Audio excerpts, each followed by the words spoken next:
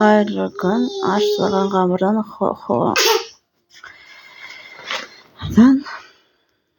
корндок рецептін ұсынамын. Видеоны соңына шейін көріп, комментарий жазып, лайк баса кетіңіздер. Каналыма тіркеле кетіңіздер.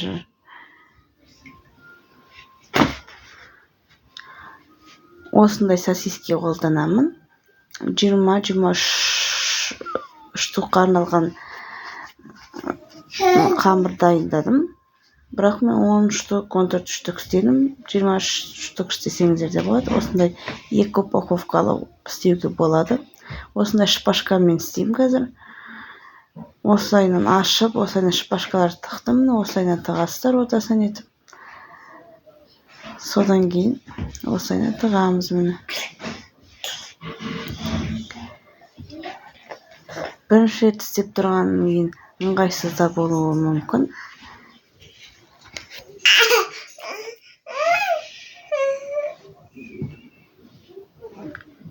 Міне 300 мг суға 1 столовая ложка тұз, 1 столовая ложка дрожжи, 1 столовая ложка қант қосып араластырамыз.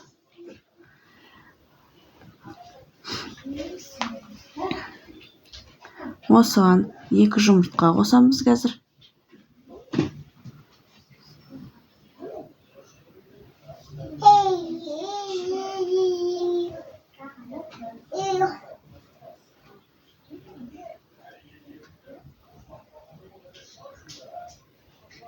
Осылайынан араластырып аламыз.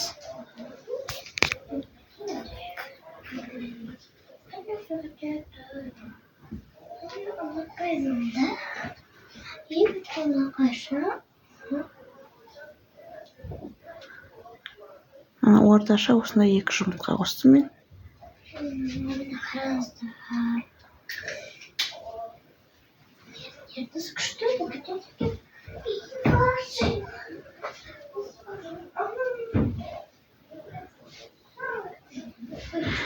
Онда 350-400 мг болу керек. Едеп аламыз алдын ала. Осылайынан араластырып отырып, столовая ложкамен салып отырып араластырып отырамыз. Комочек ештеңе болмау керек.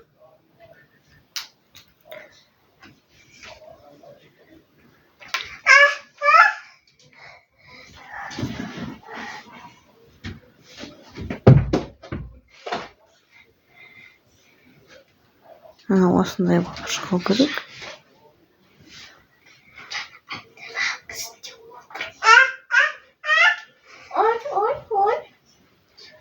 Міне осындай 2 түрлі сосиски болды.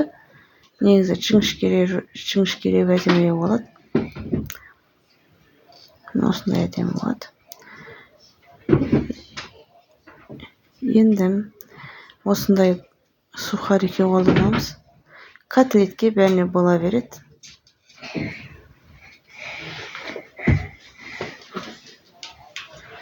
Осылайынан осындай тарелкаға салып аламыз.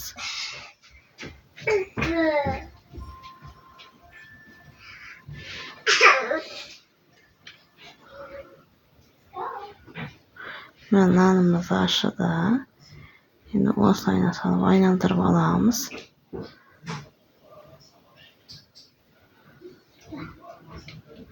Жетпеген жеріне қасықпен осылайынан жеткізіп бүкіл жерінен жағып аламыз ашытылған қамырды.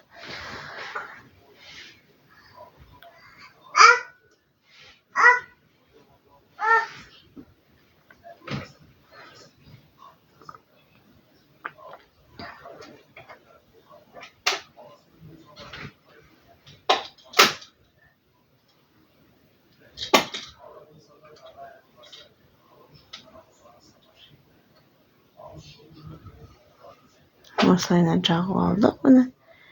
Енді сухарикті сыртынан істейміз осылайынан. Осылайынан жағып,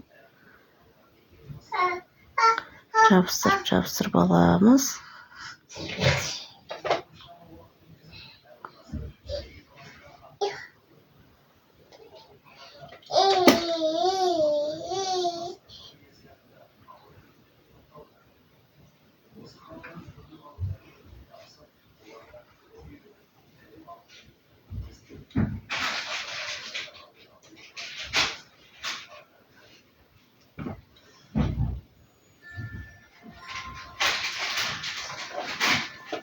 осылайынан қолымызбен етіп жақсылап жабыстырып аламыз. Мына осылайынан. Енді қызып тұрған майымызға орташа неті қызып тұру керек. Қатты қайнап кетсе, ортасы піспей қалуы да мүмкін. Осылайынан жақсылап ортасына твердый сырды да жіңішкеге турап істесе де болады. Өте дәмді болып шығады.